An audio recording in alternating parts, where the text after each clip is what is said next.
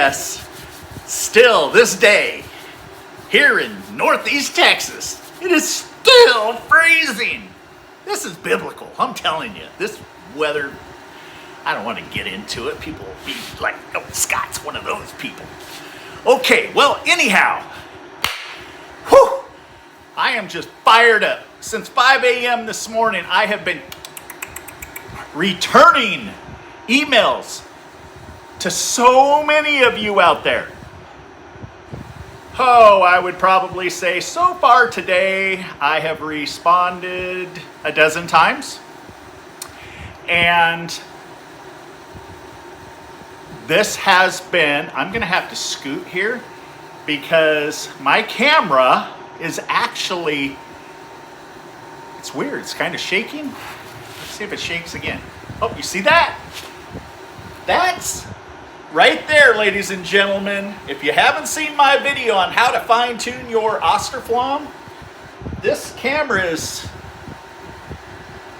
6.5 feet away from the stove, and my convection fan blows so hard because I have it dialed up, turned up the heat, that it's blowing and moving the camera. That is fascinating. That is a perfect opportunity for y'all to see fine-tuning your stove will give you more heat. It will burn hotter and cleaner, which is what today's short is all about. So, I'm gonna go right here so the camera doesn't move so much. I'm even gonna back up a little bit.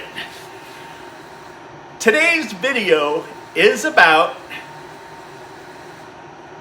really quick, I've had a few customers since yesterday or the day before that have asked me, how do I know if I have a poor quality pellet?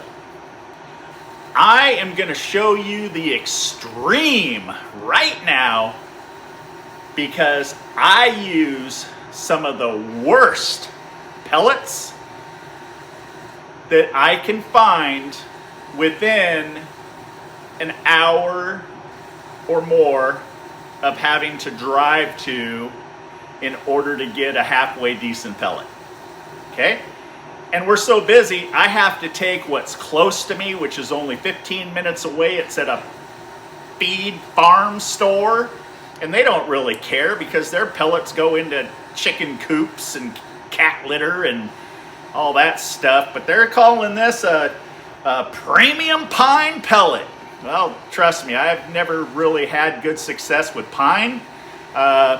Coming from Oregon and relocating here to Texas years ago, that pack saddle is Douglas fir, and it's always been the pellet of choice for us. So if you're on the West Coast, look up pack saddle and give her a try. But what I'm about to show you, once again, sorry, squirrel, it's my ADHD, that, well, how about if I just show you? Now, I'm just going to go ahead and let it play out, and I'm going to say goodbye at the end of it. So, if you guys have any questions, go ahead and email me. That's what I do. I wanted to show you all a poor quality, high moisture pellet that is trying to fire. It's been trying to fire for about 5 minutes, and I thought this would be a good time to show you all out there. I have an igniter. It's burning very, very hot. And you can see how it just sits there and glows. It doesn't actually ignite. This is where many of you will feel as though that you have an igniter problem, which you may not if you have pellets that I am showing right here. Okay, our pellets are very poor quality, high moisture content, and I use them all the time in order to show you all out there how important it is to have a quality pellet. Just remember, we always carried the highest quality pellet in our stove store. Find the nearest stove store if you have one, and more than likely, they will be thinking the same way that we did. A clean pellet, hot burning, it's going to produce less maintenance for our showroom models, and it's going to pump out the most heat. So when you have a possible customer that walks into the showroom and you crank up your showroom model, it's going to show them the heat that they want in a new stove.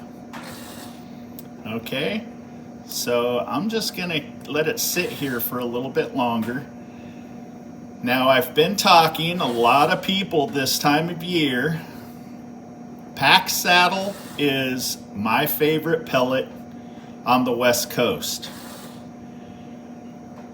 I would love to have everyone else around the United States, and if you're watching this in Canada, if you want to help others out there, put your pellet brand in the comments and help others that may be in your area to where they don't have to go through the process of elimination, finding out that more than half of the pellets out there are poor quality. Isn't this amazing? I'm up to 8 minutes of start time now.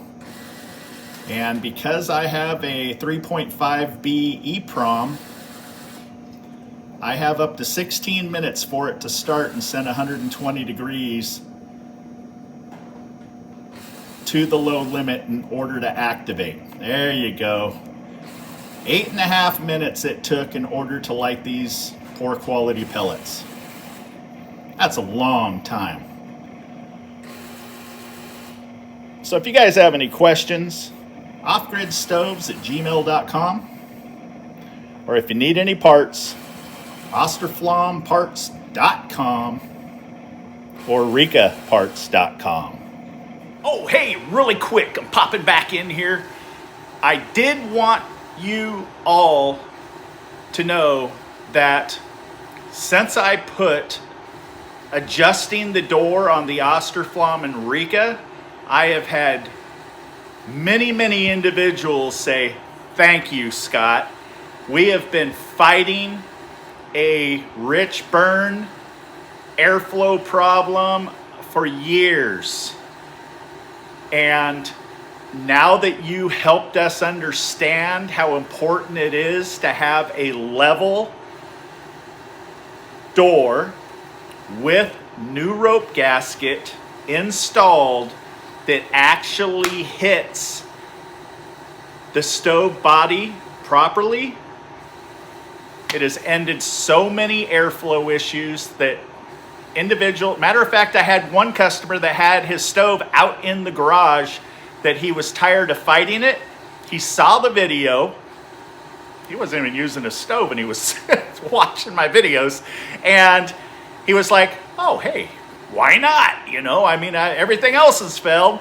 And he never contacted me for troubleshooting, okay, because he wouldn't be saying, "Oh, all else has failed." I would have had his stove running. But anyhow, he went out, he adjusted the stove door, he purchased a gasket on Austroflammparts.com, put it in.